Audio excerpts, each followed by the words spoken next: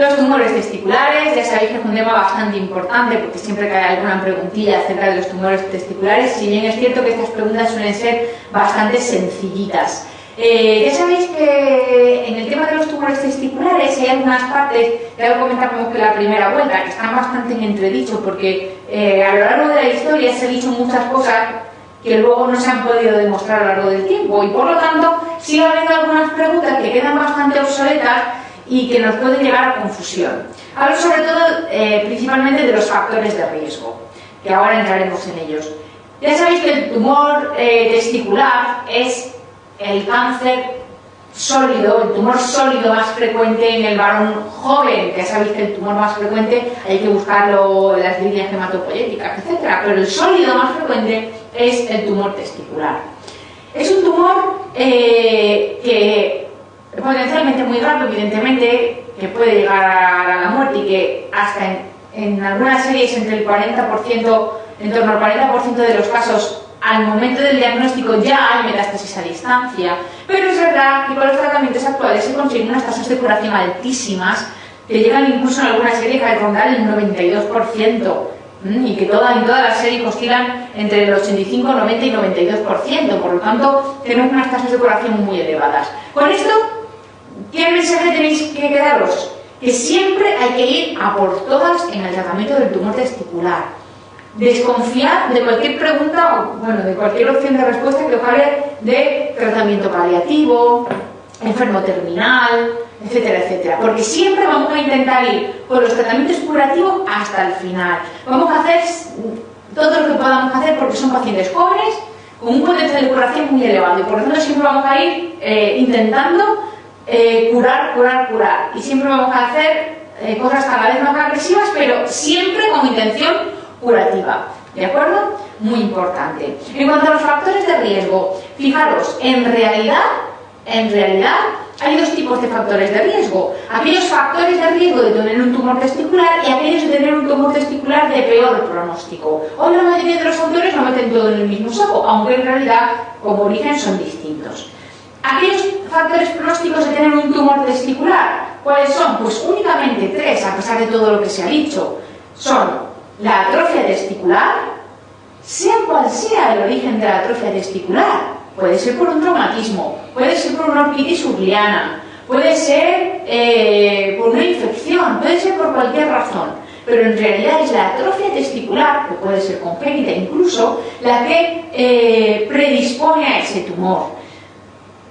Segundo, la exposición a estrógenos. Normalmente intraútero, pero también externa, ambiental, o simplemente el hecho de tener una resistencia periférica a los andrógenos, como en algunos síndromes, eso en realidad acaba siendo una exposición prolongada a estrógenos. Y tercero, la criptorquidia. Además, la criptorquidia no solo predispone en el testículo criptorquídico, sino también en el contralateral. También predispone también es un factor de riesgo para tumor testicular.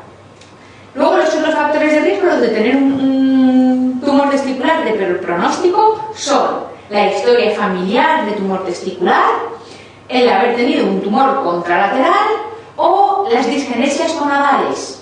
¿De acuerdo? Normalmente, como os digo, insisto, todo esto lo suelen meter en el mismo saco y hablan de factores de riesgo de tumor testicular y los incluyen a todos. Todo lo que se salga de ahí no es un factor de riesgo de tumor testicular. Lo que pasa es que estas preguntas en general, como os digo, suelen estar bastante mal formuladas y bastante liosas y complejas.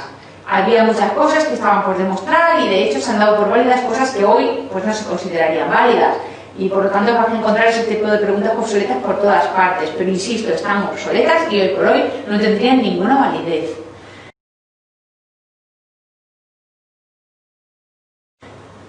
Y luego ya pasamos a propiamente los tumores testiculares. Vamos a comentar un poquito de cada uno. Fijaros, el más frecuente en niños es el tumor del seno endodérmico o del saco vitelino. Recordad que biológicamente los podemos llamar de ambas formas, pero es lo mismo. Así que son el mismo, tumor del seno endodérmico o del saco vitelino. También tenemos los coriocarcinomas, que el coriocarcinoma además es bastante más agresivo. El carcinoma embrionario y el teratocarcinoma. Y luego, por importancia, desde luego, el seminoma. Un pico de incidencia entre los 30 y los 40 años y son la mayoría de los tumores. De hecho, es tan importante que los tumores testiculares se clasifican en seminomas y no seminomas. Hasta ese punto es la importancia del seminoma. Hay un poco de incidencia a los 35 años, no se sabe muy bien por qué, pero es verdad que aumenta la incidencia entre los 30 y los 40 años. En cuanto al resto de tumores, el linfoma es el más frecuente en los mayores de 50 años y, de hecho, cuando sale de un tumor testicular en un paciente mayor de 50 años, será un linfoma hasta que no se demuestre lo contrario. Y luego variable, pues el teratoma. Ya sabéis que estos son los que provienen de todas las líneas embrionarias y que por lo tanto puede tener de todo en su interior, tanto el teratoma como el teratocarcinoma, que es el mismo pero en su variante maligna. Puede tener pelos, dientes, uñas, grasa, músculo, huesos, de todo dentro.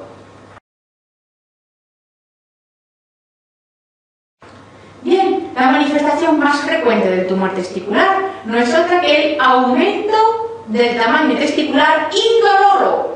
Cuidado, porque lo más frecuente es que no moleste. Si bien es cierto que hasta en un 10% puede presentarse como un escroto agudo y por lo tanto habrá que hacer diagnóstico diferencial con las otras causas de escroto agudo, ya sabéis, orquiepididimitis, torsión testicular, torsión de hidátide o incluso en algunos casos varicocele, ¿de acuerdo? Puede tener efectos endocrinológicos, sobre todo el tumor de células de Leydig, que puede provocar pubertad precoz, y luego encontramos algunas peculiaridades según tipo que comentaremos. No perdáis de vista, como siempre, el aumento del tamaño testicular indoloro, que es la manifestación más frecuente de los tumores testiculares. Bien, ya hemos dicho que el seminoma es el más frecuente y algo que es muy importante en los tumores testiculares, que es el tema de los marcadores tumorales. Fijaros, los marcadores tumorales en primera instancia no nos son muy útiles. Me explico, no son útiles para más o menos orientar la histología del tumor, pero eso no sirve de poco, porque para eso vamos a quitarle y vamos a hacer una anatomía patológica. Pero para lo que sí que nos van a ser fundamentales es para el seguimiento posterior. Ahora bien, el seminoma, que es el tipo más frecuente, ya lo hemos dicho, no positiviza los marcadores. Corrijo, hasta un 10-15% puede positivizar la beta-HCG, pero jamás la alfa-fetoproteína. Como regla mnemotécnica, que ya comentábamos que en la primera vuelta, recordad que el seminoma, no marcadores, ¿de acuerdo? Aunque, como os digo, hasta el 10-15% puede positivizar la beta-HCG. Es el más frecuente y su diferencia fundamental, histológicas, etcétera, hay muchísimas, pero a nivel clínico y práctico su diferencia fundamental es que suele ser sensible a radioterapia. Ninguno de los demás lo es. Todos los demás son sensibles únicamente a quimioterapia y en cambio el seminoma es sensible a quimio y radioterapia. Por lo tanto, ganamos una herramienta terapéutica con él. Es, como hemos dicho, el más frecuente, suele tener también mejor pronóstico que el resto. ¿De acuerdo? En cuanto a los demás, el carcinoma embrionario es el siguiente en frecuencia probablemente, y cuando existen tumores mixtos casi todos contienen una parte de carcinoma embrionario.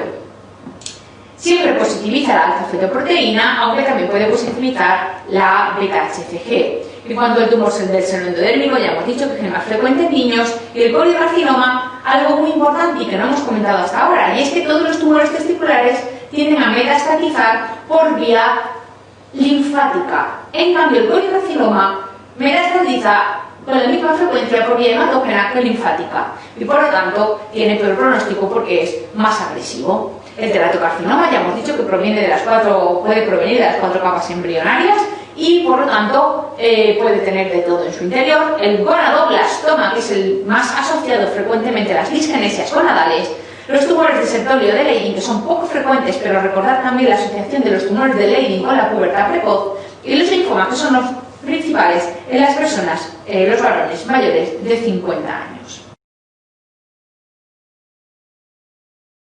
Fijaros, el tumor testicular es tan grave y tan curable al mismo tiempo que hace que solo la sospecha justifique la extirpación del testículo. Siempre el primer paso a seguir ante la sospecha de un tumor testicular es pedir unos marcadores y hacer una ecografía para confirmar esa sospecha, vamos a seguir teniendo la sospecha ecográfica, pero va a ser una sospecha. Y esa sospecha ya justifica el hecho de la extirpación. ¿Cómo es esa extirpación? Pues siempre es una orquiectomía radical por vía inguinal. Jamás se atraviesa un escroto, jamás, bajo ningún concepto. Nunca se biopsia un testículo, nunca se puede atravesar la piel del escroto, ¿de acuerdo? Jamás. Eso es fundamental.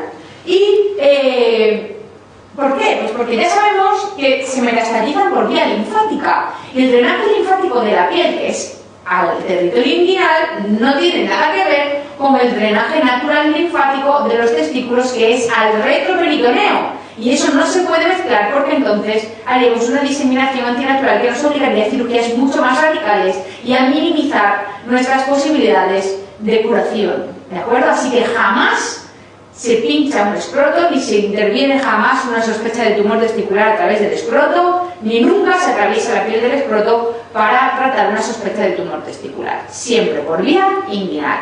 Haremos también un estudio de extensión que nos va a ser muy útil para saber el grado de extensión y, por lo tanto, también para distinguir qué tipo de tratamientos vamos a tener que hacer a continuación. ¿Por qué? Porque ya hemos dicho que esta orquiectomía se hace en todos los casos, pero después hay que hacer tratamiento complementario en muchos de ellos, en todos aquellos que tengan metástasis a distancia, que ya hemos dicho que las más frecuentes son retroperitoneales. ¿Cómo vamos a hacer ese tratamiento?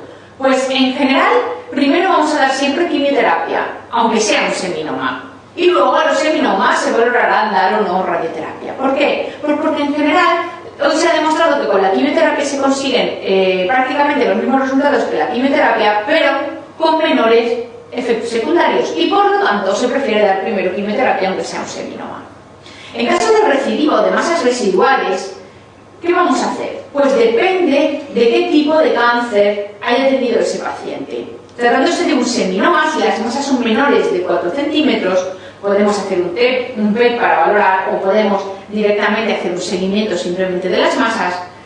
Y si son mayores de 4 centímetros o ha tenido otro cáncer que no sea un seminoma, es decir, un no seminoma, entonces tendremos que ir a por ellas quirúrgicamente y hacer, por ejemplo, una linfadenectomía retroperitoneal, o en caso de metástasis sólida, ir a por ella quirúrgicamente e intentar eliminarla. Ya hemos dicho que como son pacientes jóvenes con potencial curativo, vamos con los tratamientos hasta el final. En cuanto a las preguntas, veis que casi siempre se orientan en la misma línea. Normalmente nos hablan mucho de los marcadores tumorales, por ejemplo, en este caso nos habla de un tumor secretor de fetoproteína, que ya hemos dicho que siempre es el carcinoma embrionario, y jamás, en ningún caso, el seminoma puro, ¿de acuerdo?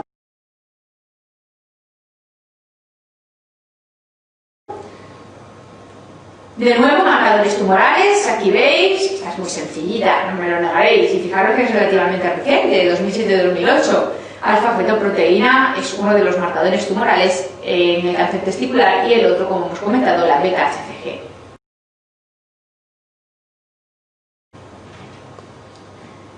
Esta muy sencilla, si tenéis claros los conceptos básicos que hablábamos antes. Jamás se atraviesa un escroto, jamás, y siempre ante la sospecha de una masa sólida ecográfica, siempre está indicada la orquiectomía, y por lo tanto aquí no hay ninguna duda, orquiectomía por vía inguinal previa toma de muestra sanguínea para determinar los marcadores tumorales.